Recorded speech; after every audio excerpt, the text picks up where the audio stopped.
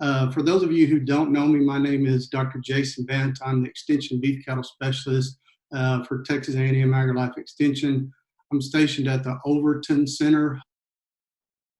With that, I need to go ahead and get my disclaimers out of the way here. I am going to talk about some brand names. It's just easier if we do that. Not trying to necessarily promote or discriminate against anybody here, but just want you to be aware of that. Also, I will show some values of some minerals.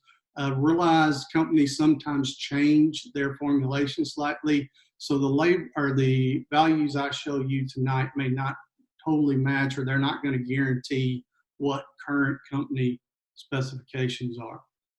So when we think about mineral nutrition in beef cattle, mineral nutrition is important because it impacts several things. It can impact growth performance, reproduction, milk production, and health. And one of those examples from a growth production standpoint that's really timely at this time of year is if we think about stocker cattle or replacement females that are grazing on cool season annual forages. So that ryegrass, that small grain rye, that wheat, oats.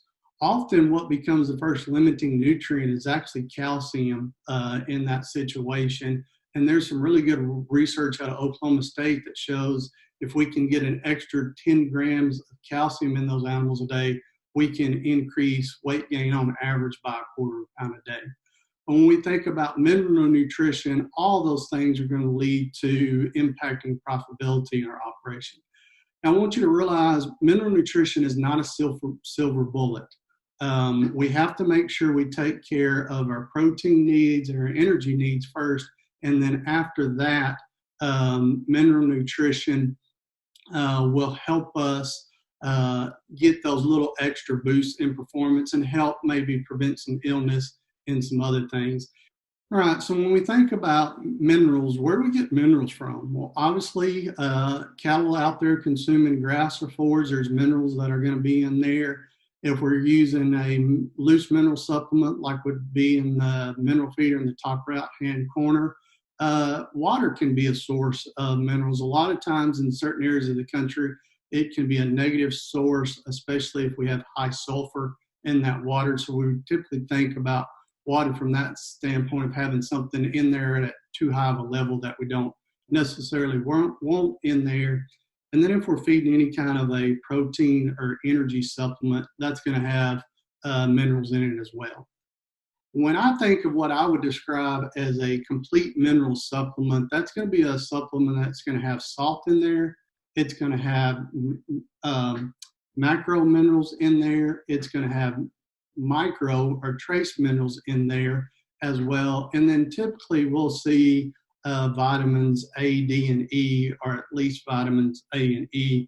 We get vitamin D from the sun, so typically that's not something we would need, but it's not very expensive. So a lot of times feed companies will include that in their mineral supplement.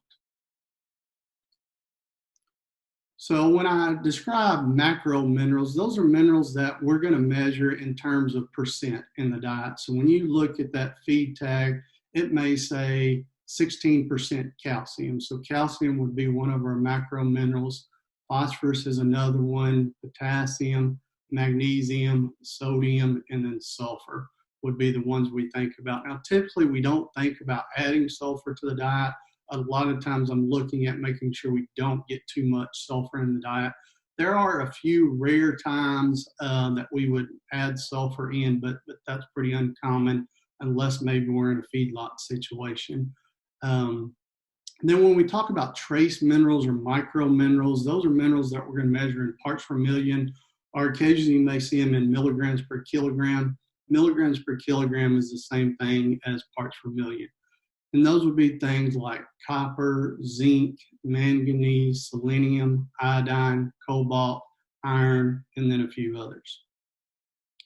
So there's a lot of companies out there that sell minerals, and they're definitely not all the same. So what are some of the differences we see between companies? Formulations, a big one. Mineral source, unfortunately, some companies will put some sources of mineral in there that just aren't very available to the animal. Reputation, palatability enhancers. A big one to me is, do they have a research program in place, and how well does that mineral, the targeted intake, how close do they get to that when those cattle are consuming it? So that's one of the challenges with minerals a lot, is overconsumption or underconsumption.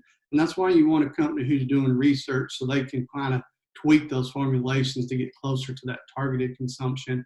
And then weatherization is a big factor as well. Some minerals, when they get wet, will turn into concrete block, and you can't get them busted back up. And so obviously that's going to be wasted product. And then in certain parts of the state where we can get some really high winds, if they don't have that weatherization correct on that mineral, then we can have some that will blow out of the mineral feeder, and we see some waste and some loss from that standpoint. When we think about most minerals, they'll be targeted for either a 2 ounce or 4 ounce intake. Today, I'd say over 95% of them are going to be formulated for a 4 ounce intake. It just gives us the ability to do some more things with that mineral supplement. One example of a 2 ounce product would be something like Mormon's range minerals. They do sell a 2 ounce product. When I talk about a target of 4 ounces, what we're talking about is over time, over several weeks or months, we're looking at that intake to average somewhere between 3 and 4 ounces. I would feel very comfortable with that. If the mineral doesn't tell you what the target is, one kind of trick you can use is if you'll look at the selenium level. If the selenium level is 25 to 27 parts per million or milligrams per kilogram, then that would suggest a 4 ounce mineral. If it was double that, 50 to 54, that would suggest a 2 ounce formulation in that mineral. So when we talk about minerals, there's some common formulations that we'll see for the state of Texas. I know there's a lot of products out there, but you can boil most of them down to fit into 3 categories here. One of those would be a higher calcium, lower phosphorus product. Another one would be a product with similar calcium and phosphorus levels. And third would be what we would describe maybe as a winter pasture mineral that would have a moderate or maybe a little higher level of magnesium. And you'll actually see at the end of the presentation tonight, there's going to be some products that would fit in both that high calcium, low phosphorus group, as well as that winter pasture group with the same product. A few companies have done that, which helps with some flexibility, so you're not having to change mineral as frequently. I'm going to go ahead and launch another poll question here. And what this poll question is you can check more than one answer, but I would be interested to know whether you're feeding a loose mineral. Example of one would be on the screen right now. Are you using the tub? Are you using a block? Maybe you're not providing any kind of mineral supplement out there, or you're using something else that's not on the list here. And we'll give everybody a few seconds to answer that. Okay, so with 2/3 of the respondents voting, 50% of the people are using a loose mineral. Just updated, so now we have 75% that have responded, 56 using a loose mineral, 22% using a tub, 22% using a block, and 11% using some other type of mineral supplement. When we think about minerals, we start with that base program, and then there's some additives that can be included. So for example, when we look at Purina here, and I'll mention Purina and Cargill ADM, those just happen to be some of the more widely used products around the state, so we'll use them just as some base examples tonight. Purina basically has 4 formulations that would be common in the state of Texas. One of those would be what they would call their Texas All-Season 12 Complete, and the number they use in there would indicate the phosphorus level. The Texas All-Season 7.5 Complete, the All-Season 5 Complete. You may not see it available in all locations. We see more opportunity to purchase that than what we did a few years ago, but it's still somewhat limited on that All-Season 5 Complete. And then there's a high magnesium complete as well. So when I talk about additives, I'm going to break them into two groups, what we would call the researched additives, where we have some good research data out there and know, hey, these products can work or do work, and what we would expect out of them. One of those is going to be an IGR, or an insect growth regulator, that we would use from a fly control standpoint. The two that you will see most common, the brand name would be Alticid. The active ingredient would be methoprene. And then sometimes you may see diflubenzuron, but Alticid or that methoprene is going to be the most common. Bovatec and Rumensin are both ionophores that can be used for increased weight gain and then also feed efficiency. It's important to realize that Bovatec is not labeled for cows. It's only labeled for growing animals, so do pay attention to that if you're looking at a mineral with Bovatec. And then CTC is chlorotetracycline. That's what we would use if we were worried about anaplasmosis in a mineral, and that would require a VFD, or basically that's a prescription from your veterinarian to purchase that product. So when we look at some of these additives, if we look at that Texas All Season 7.5 Complete, we can buy it straight by itself. We can buy it in what they would call an AU 5600. That's their version of chlorotetracycline. We can buy it with just the Alticid, the ALT there, or you could buy it with the CTC and the Alticid. So what looks like really only one formulation, depending on what you do on the additives, you can easily see there's 4 different formulations out there. And there's even more additives, just to show you a few basic examples here. Then there's going to be a group of additives that I would describe as not being well researched or have limited or no benefits. There's a long list of these. I would recommend you be very cautious about some of the claims you hear on these products. I would want to see some data to back those claims up. Also be aware, sometimes unfortunately there are some marketing folks out there that may selectively report research, so they may show you part of it but not all of it. And then in a lot of situations, these products that aren't well researched often just are not going to justify the added cost of including them in the mineral. So I quickly want to mention a few things in relation to geographic or forage system considerations that we would want to think about from a mineral standpoint. I realize the majority of people on the meeting tonight are probably going to be on introduced Bermuda grass or Bahia grass, but realizing you may be running some cattle out in Central Texas or West Texas as well on native range. So just want to make a few quick comments there. If we're on native range and dormant forages, so that forage isn't growing anymore, it's standing there during the winter times, a lot of times the phosphorus and potassium concentration will drop in those dormant forages, so we want to be aware of that. I'm going to show you here in a minute, though, that you probably don't need to bump that phosphorus as much as what you may think.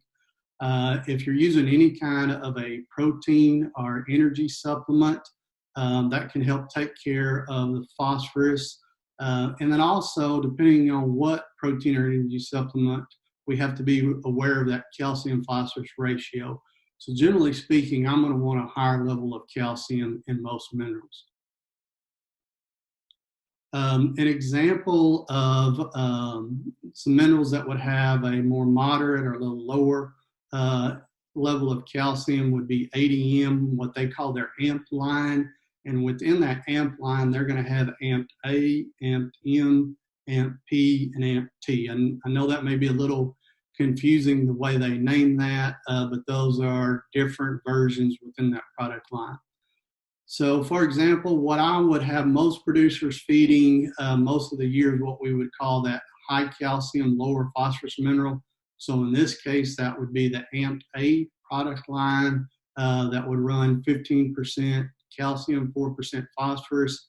If we look at a quarter pound of intake a day, those animals are getting roughly 4.5 grams of phosphorus a day. And so some people want to move to a higher phosphorus mineral during the winter. If we look at that, so that would be what we would call their similar calcium phosphorus mineral, their amped P mineral, which would be 12% calcium, 9% phosphorus there. At that same quarter ounce of intake, we would see about 10.2 grams of phosphorus consumed. Now, here's something very important to know is when we increase that phosphorus in the mineral, almost always we will decrease and sometimes very drastically decrease the intake of that mineral. So if we looked at, we decrease the intake by 50%, yeah, we're feeding a higher phosphorus mineral, but we're really not getting any more phosphorus in them. We were at 4.5 grams of phosphorus on that top example, and because of the likely reduced intake on that higher phosphorus mineral, we're just sitting there at about 5 grams of phosphorus a day. The other thing I want to point out is a lot of times during the winter, we may be feeding some kind of a protein supplement. Cottonseed meal is a perfect example. If we were feeding 2 pounds of cottonseed meal a day, just from that cottonseed meal, we would be getting 10 grams of phosphorus in them a day. That would more than make up for any difference that we could have potentially gained with that higher phosphorus mineral. So in a situation like that, I would suggest to most folks, continue feeding your high calcium, low phosphorus mineral. And if you did need a little more phosphorus because those forages were dormant, we're going to get plenty from that cottonseed meal. Same thing if we were using something like distiller's grains. Just from 2 pounds of distiller's grains, we'd be getting 6.4 grams of phosphorus. Some of you may be aware distiller's grains is likely going to be in short supply the rest of this year. We get distiller's grains from the ethanol industry, and because of gas and oil prices, there's a lot of ethanol plants around the country that are shut down right now. The other thing about phosphorus is you may have heard somebody tell you, well, you want to get some more phosphorus in the diet because it will increase reproduction. Well, that's really not accurate. If you were severely phosphorus deficient, and I mean severely where those animals will actually turn into skin and bones, at that point in time, getting some more phosphorus in there would help improve the body condition score because of ATP. Going back to biochemistry, I won't put everybody to sleep going through that, but that is needed for energy transfer in the animal. But once we meet the phosphorus requirements of that animal, giving them any more phosphorus is not going to help reproduction. It is very, very, very rare to not see those animals get enough phosphorus in the diet. The other thing is I ran into this, a salesman, he said, well, we need to get it up to NRC requirement. What you want to realize is NRC requirement, which that's just nutrient requirements of beef cattle. That publication is too high on phosphorus. The folks who wrote that chapter will tell you that. I actually asked them when they released the last edition, why didn't you drop the phosphorus levels? And the response was, well, most diets we can't get below what we have in there anyway, so we didn't bother worrying about dropping them. So just realize adding extra phosphorus isn't going to improve your reproduction once we meet the nutrient requirements of those animals. The other thing is sometimes out on native range, people say they don't want calcium in the mineral because those soils are higher in calcium. Realize just because those soils are higher in calcium doesn't mean that's necessarily getting absorbed in those plants at a much higher rate. If we look at some data that's available, not a big difference between Bermuda grass or native forages out there, so don't fall into that trap either. If you're running cattle along the Gulf Coast, sometimes we get into trouble with getting those cattle to eat the mineral because of the salt content down there. Some companies do make a lower salt or a coastal cattle mineral, so that may be an option. This is one place where a lot of times tubs aren't formulated as well, but that may be a place where tubs may fit you a little bit better if we're struggling on getting the intake. And then there is some work out of the University of Florida, Dr. John Arthington down there. They looked at putting mineral in a protein supplement once a week and feeding it like that. And they did see pretty decent results doing that. So that may be another potential option if you were having some problems and really struggling. Winter pasture mineral, this is a question I get quite a bit this time of year in the previous few months. what people are often worried about there is grass tetany. But what we need to understand with and grass tetany can be a result of not enough magnesium that those animals are absorbing, is we need them to absorb that magnesium every day. So we can't give them a big slug and then they use it later on. So we really need to get them consuming it on a routine basis. I'll tell you, to me, consistent intake of that magnesium is the most important. And so if that mineral has 5% magnesium, I'm very comfortable with it at that point in time. We don't necessarily need that 10 or 12% magnesium or more. The other thing you have to be aware of is some companies who aren't as knowledgeable when they're putting mineral supplements together to try to help increase intake. Once they bump that level of magnesium up, they'll pull salt out.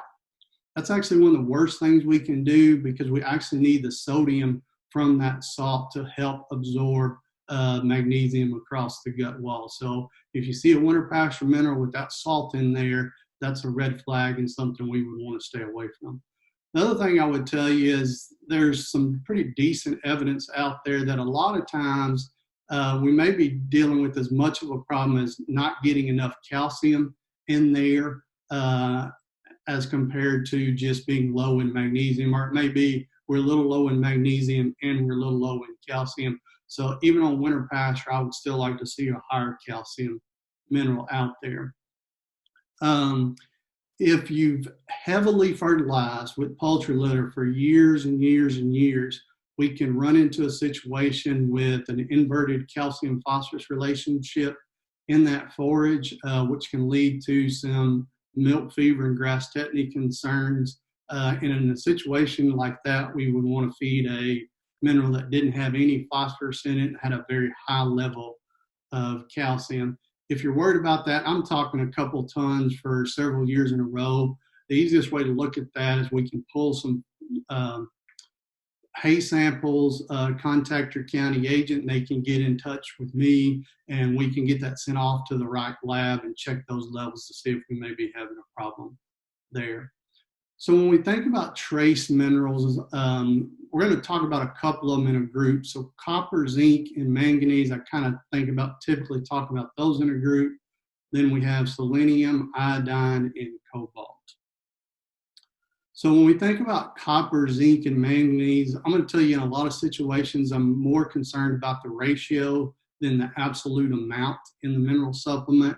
And generally speaking, I'm going to be looking for a ratio of 1 to 4 to 2 or 1 to 3 to 2. So for example, if we had 1,500 parts per million copper in the mineral, I would want to see at least 6,000 parts per million zinc and roughly 3,000 parts per million manganese. I'm going to tell you, in a lot of situations, we have what I've kind of named the copper race going on, that from a marketing standpoint, some companies have really increased that level of copper to a point that it's concerning in my mind. I really would not want to see a product more than 2,500 parts per million copper, and I'm perfectly comfortable with 1,500 parts per million, and in some situations 1,000 or 1,200 parts per million copper. So the other thing you'll hear about trace minerals is, man, they have a huge impact on reproduction. And even though that may get talked about a lot, that's not necessarily true in a lot of situations. So when we look at copper, the research would show no effect on reproduction in heifers or cows. When we look at bulls, the only reason I put probably no effect is there's one paper that's in another language that I just haven't had translated yet. Now, is copper important for some other things? Absolutely, but it's not going to be a magic bullet from a reproduction standpoint. When we think about zinc, we know zinc's very important from testicular growth and development in young growing bulls. So we want to make sure they're adequate in zinc. And then, although the data is not as clear, we don't have as much because there's very little data. We do know zinc's important in ovarian remodeling in other mammalian species. So we would expect there's probably some relationship there as well. And then when we look at manganese, Very little research available. There may be a possible effect on estrus out there. And then on bulls, we just don't have any claims, positive or negative. Iodine is one that gets talked out about a lot. What you want to look for is the form of iodine in your mineral. EDDI is going to be the most common. That's actually an organic form. It will actually be included in what some people would term an inorganic mineral. Calcium iodate is another one. We want to make sure we stay away from potassium or sodium iodine. Those are less stable and they could cause some issues with some other components of that mineral. The other thing I would warn folks against doing is there is some evidence out there that iodine can be important from a foot rot standpoint, but what I don't want you to do is go by just straight calcium iodide and mix that back in, because if you get too much, we can actually see a reduction in weight gain and feed intake in those animals. Most of the major companies have a reasonable amount of iodine in those minerals for most situations. So when we think about sources of trace minerals, and this is where you hear where you feed an inorganic mineral or you feed an organic mineral or something else. Just briefly, the kind of three groups we would think about it from a nutritional standpoint is inorganic. I'm going to tell you in most cow-calf operations, especially commercial operations, I think that's probably plenty. It's just a good old inorganic source of those minerals, assuming we're using the correct source. When we think about an organic mineral, basically we're talking about a mineral that has a certain type of bond to some type of a carbon-containing compound. So a lot of times they're bonded to an amino acid or a protein or some type of a carbohydrate. And then here more recently, probably the last 10, 12 years or so, we're starting to see some hydroxy forms of minerals in some products that have a certain type of bond, specifically a covalent bond to a hydroxy group, which is thought to, both on the organic and the hydroxy, maybe increase the bioavailability of that mineral to the animal. And what I want you to realize is we're not talking about doubling or tripling the availability. Sometimes we may be talking about increasing that availability depending on the study and what mineral, 15 or 20% there. When we look at those, we need to realize that all cattle consume organic mineral, even if you're not feeding an organic trace mineral, because the minerals in our forage are going to be in an organic form. So all cattle, from either the forage or the supplements we're feeding them, are going to be getting some level of organic trace mineral. When we look at comparisons between the inorganic, the organic, and the hydroxy forms of trace minerals, and it's not the macro minerals, it's just a few of the trace minerals, and typically we're talking about copper, zinc, manganese, and potentially selenium would be the main ones. The research is just very inconsistent on animal growth, reproduction, and health. Sometimes there's a benefit, sometimes there's no difference at all, and there's even some research out there where they saw some negative impact. So it's not cut and dry on what's the best option. The organics typically are going to be more expensive. You may be looking at somewhere between $6 and $10 a bag more, depending on what product you're looking at. The other thing I want to caution you against is getting too much trace mineral in those animals. So don't go real high with those values. We talked about copper is a big one that we're getting a little higher than what we need in a lot of situations. We can see decreased average daily gain, decreased pregnancy rates, and in some situations, death. Now, I don't want to scare you. I just want you to realize don't be going crazy with your mineral supplementation program out there. And what I really want you to be cautious of is using multiple feedstuffs or products that have an added trace mineral pack. That's where we can start getting more, because this product put enough in there to cover the needs, and then you just, maybe your mineral product, but then you buy some kind of a cube or something that has quite a bit in it, and then you buy a tub that has quite a bit in it, and then you use an injectable product on top of that. Then we start worrying about getting too much. And so we do want to be aware of that and cautious of that. When we think about tubs, most of those tubs are not going to have salt in them, so we would need a separate source of salt. Most of them are going to have a similar calcium to phosphorus ratio, so we don't have the flexibility in some situations we would like there. So we do want to be aware of that. Just to kind of give you a quick little example and comparison here. This is a tub that's made by Crystal Licks. One of them they call them Mineral Licks. The other one they call their IGR Max. Neither one of them have salt in there. Both of them are going to be much lower in calcium than what we would see on a traditional loose mineral supplement. That's going to be generally 16 to 18% calcium. And kind of the interesting thing here is if we look at some of the levels in the intakes, that IGR Max may be more of the product we would lean to there than what we would on the one that was called their Mineral Licks. Purina makes some tubs as well. If we're looking at Purina tubs, one of them they have is what they call their All Season 4. CP stands for complete with added zinc and copper in there. So that's the one in the middle column. You can see it's only running about 1% magnesium, but it does have some salt added back in there. Where in contrast, their mag tub that has a little more magnesium in there doesn't have any salt. So we would want to make sure we put some salt out with that product if that was something we were using or using something similar to it. So when we talk about blocks, you'll see these, especially at some of the big box stores and some of the co-ops and feed stuffs. Other feed stores will have them as well. When we look at them, so I apologize, I left off a slide that I intended to include earlier that would just kind of show you calcium, phosphorus, salt, and some of these other trace minerals. But when we look at those good loose minerals that are formulated, they would have every one of these boxes filled in. Whereas if we look at these common blocks, you can see most of them have a whole lot of empty spots in there. Some of them are going to have the wrong form of certain minerals or just not enough. So here's an example is if we look at what they would kind of call their trace mineral block, kind of that brown colored one.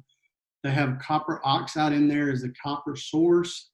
Copper oxide is not hardly available to that animal at all.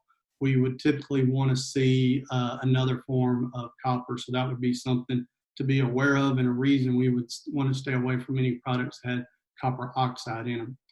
You'll see these yellow blocks or sulfur blocks a lot of times. Other than, I almost want to say never would I ever want to feed one of these. There's one incredibly rare time that I may consider it.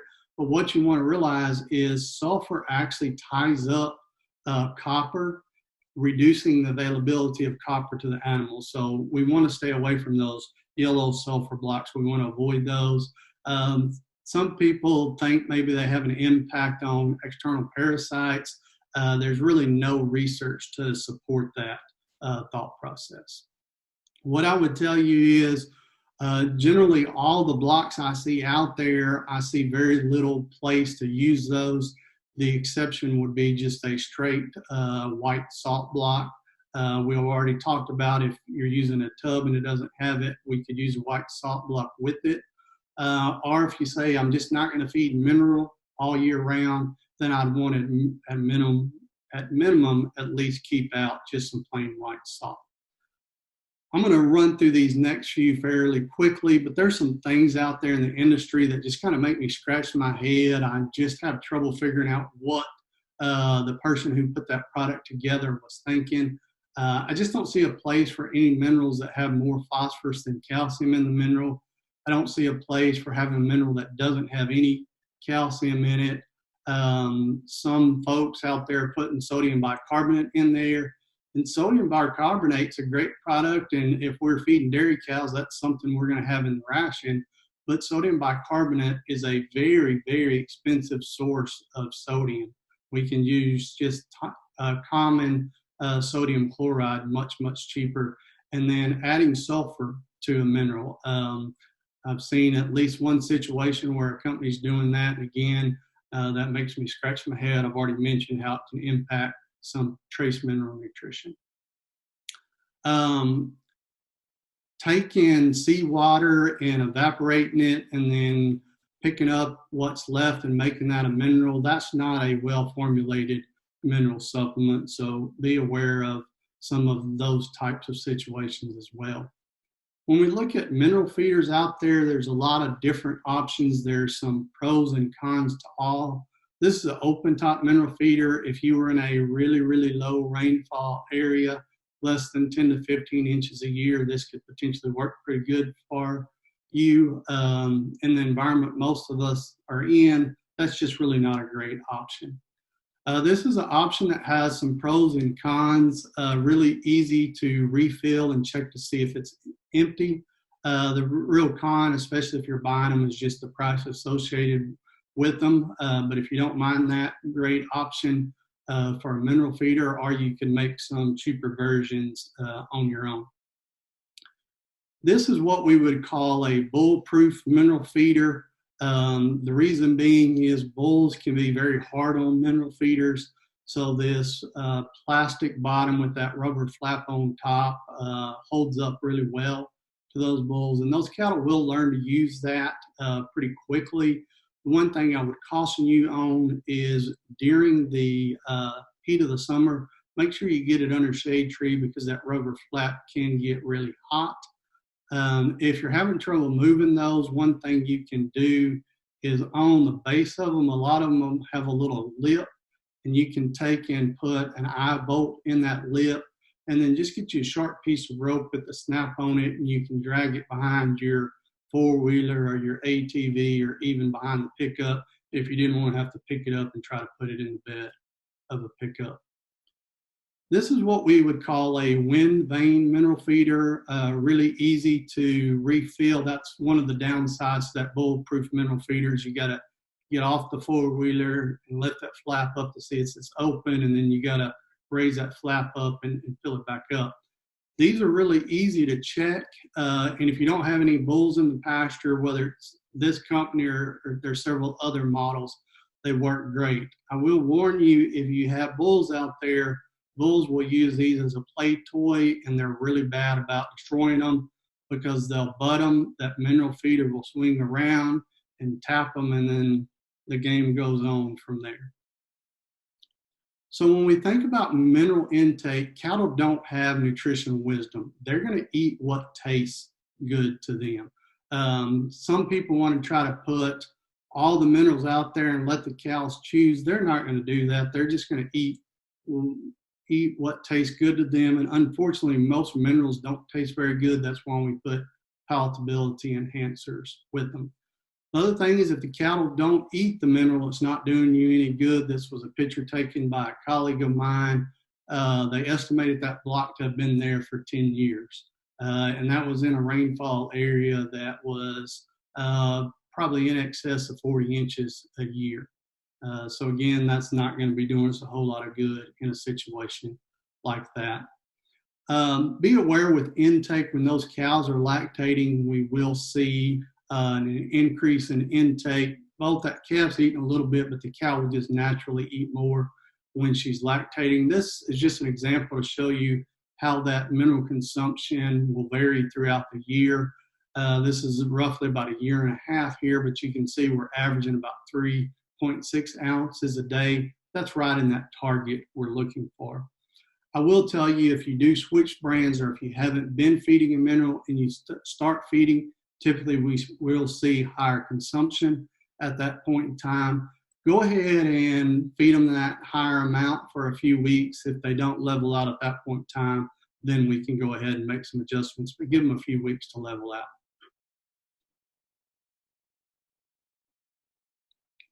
If intake is too high, we can put some just loose white salt out there. Salt actually does two things. A little bit of salt encourages intake. Too much salt discourages intake. Check the location of that mineral feeder. You may want to move it closer to a water source or closer to shade. or just figure out what those cows need and just don't put as much mineral out in those situations. If intake is too low, look and see if they're getting salt from another source. This is a very big problem if you're trying to use what some people refer to as a range meal. Often would be a mix of cottonseed meal and salt. We just don't get good mineral intake there. If you are wanting to feed that supplement, then we would want to mix the mineral back in with it. So I've already mentioned that salt actually works two ways, both initially encouraging intake, and then after they consume a certain amount, it'll reduce intake. Phosphorus and magnesium both will almost always decrease intake, especially phosphorus. It really tends to knock mineral intake down. There's additives that we will use to stimulate intake, molasses, yeast, some other flavoring agents, mineral oil, and then it's thought that some of the weatherization products that are included to help keep those minerals from clumping up when they get wet also may help with intake as well. When we think about calculating mineral intake, it's not real hard to do, and it's something you want to do occasionally just to see if you're hitting that window you're looking for. So what we'd want to do is just let the mineral feeder get empty, put 50 pounds of loose mineral back in there. Let's say it took 6 days for those cows to eat it. We could take 50 pounds divided by 6 days. The herd was eating 8.3 pounds a day. If there were 35 cows in the group, they would be getting just under a quarter pound of intake a day, which would translate to about 3.8 ounces, right in that target we were looking for. Another way to kind of look at it is if you had a 40 cow operation and we were feeding a quarter pound or 4 ounce mineral a day, roughly those cows would need 6 bags per month. If they were consuming 3 ounces per day, about 4.5 bags per month. The other thing I will mention on intake is if you have Brahman influenced cattle, we struggle to get in mineral consumption on them, so be aware of that. Don't get overly frustrated if you are experiencing that with Brahman cattle. And then sometimes when we have really good forage out there, cattle will back off on mineral as well. No concerns there. If we have really poor forage, we can have higher intakes as well. So what do you feed and what do you look for? So I already mentioned we want a reputable company, and we want a company that has a ruminant nutritionist on staff who's formulating that mineral. We want to make sure it's a nutritionist and not sales staff or marketing staff that, hey, I think I want to formulate a mineral. I get those calls from time to time of somebody who has done that, and they say, well, what do you think about the mineral? And I say, well, too high here, too low here, and then we get into all these questions why. So really look at those companies that have a nutritionist on staff that are formulating those products for them. I like to have flexibility in my mineral program, meaning I don't have to be changing multiple times throughout the year. And in a lot of situations, I can use that same mineral for both my replacement heifers and the cow herd. So when we think about cow-calf operations, when should you feed a mineral? Year-round is obviously going to be best. If you just say from a budgetary standpoint, you're just not comfortable doing that, then what I would tell you is the last 3 months of gestation and the first 3 months of lactation would be the most critical to have that good loose mineral out there. The rest of the year, we want to make sure we're providing at least just some plain white salt, whether that's in a block or whether that's in a loose form. So we're going to run through some scenarios here. And like I mentioned before, I'm just going to hit on 3 of the more common products out there. That doesn't mean some that aren't on here are not good. It's just these are some products that a lot of people have access to. And all these companies have a research program and have a nutritionist on staff. So for most cow-calf producers, if you're grazing introduced pasture, Bermuda grass, Bahia grass, those kind of things, and then you're feeding hay during the winter, then we're going to look at a higher calcium, lower phosphorus mineral, and we would look at feeding that year-round. So if we were looking at Cargill, that would be their emerald product. If we were looking at Rena, we could look at their all-season 5 complete or their all-season 7.5 complete. And if we're looking at ADM, that would be that amped-A product.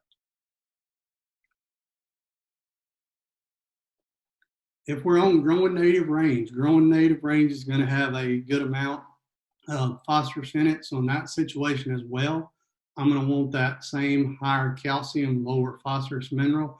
And then even on that dormant native range, if we're feeding a protein and energy supplement that has some phosphorus in it, so that cottonseed meal, soybean meal, distillers grains, a lot of the cubes we're feeding, they're going to have a decent level of phosphorus in them.